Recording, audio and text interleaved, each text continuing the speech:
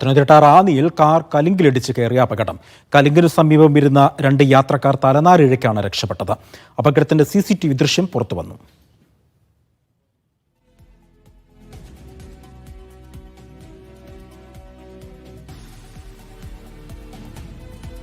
നന്ദുഷ ഉണ്ട് വിവരങ്ങൾ നൽകാൻ. നന്ദുഷ, എപ്പോഴായിരുന്നു ഈ അപകടം? മറ്റു വിവരങ്ങൾ? അജി, ഇന്ന് ഉച്ചയോടുകൂടി ഉണ്ടായ അപകടത്തിൻ്റെ ഞെട്ടിക്കുന്ന ദൃശ്യങ്ങളാണ് നമ്മൾ ഇപ്പോൾ കണ്ടത്. റാന്നി വാളിപ്ലാക്കൽ ജംഗ്ഷന് സമീപമുള്ള നിർമ്മാണ സാമഗ്രികൾ വിൽക്കുന്ന ഒരു കേന്ദ്രത്തിൻ്റെ തൊട്ട് മുൻപിലായിരുന്നു ഈ 2 പേർ ഇരിക്കുന്നത്. അവർക്ക് മുൻപിലായി ഒരു കലുങ്കും ഉണ്ടായിരുന്നു. റാന്നി ഭാഗത്തു നിന്നും പത്തനംതിട്ട ടൗണിലേക്ക് വരികയായിരുന്ന കാറാണ് നിയന്ത്രണം വിട്ട് ഈ കലുങ്കിലേക്ക് അതിശക്തമായി ഇടിച്ചു കയറിയത്.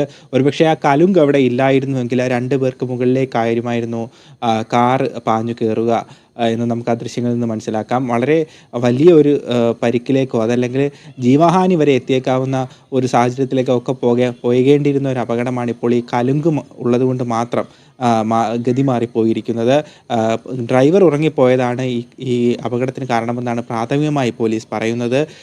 നമുക്കറിയാം, മഴയൊക്കെയാണ്, അതുകൊണ്ട് തന്നെ റോഡൊക്കെ നനഞ്ഞ് തെന്നുന്ന ഒരവസ്ഥയുണ്ട്. അതുകൊണ്ട് പെട്ടെന്ന് ബ്രേക്ക് ചെയ്താലൊന്നും വാഹനങ്ങൾ നിൽക്കില്ല. അത്തരമൊരു സാഹചര്യത്തിലാണ് ഇങ്ങനൊരു ആക്സിഡൻറ്റും ഉണ്ടായത്. എന്തായാലും വളരെ വേഗതയിൽ വന്ന ഒരു കാറാണ് ആ 2 പേർക്ക് തൊട്ട് മുൻപിലുള്ള കലുങ്കിൽ ഇടിച്ചു നിന്നത്. അവർ ആ നിർമ്മാണ സാമഗ്രികൾ വിൽക്കുന്ന കേന്ദ്രത്തിൽ വന്നവരായിരുന്നു. അവർ ലോഡ് കയറ്റാനായി വന്നിട്ട് ലോഡ് ചെയ്യുന്ന, അതായത് എംസാൻഡോ മറ്റോ ലോഡ് ചെയ്യുന്ന ആ സമയത്ത് ആ കലുങ്കിന് തൊട്ടടുത്ത് വിശ്രമിക്കുന്ന സമയത്തായിരുന്നു ഇങ്ങനൊരു അപകടമുണ്ടായത്.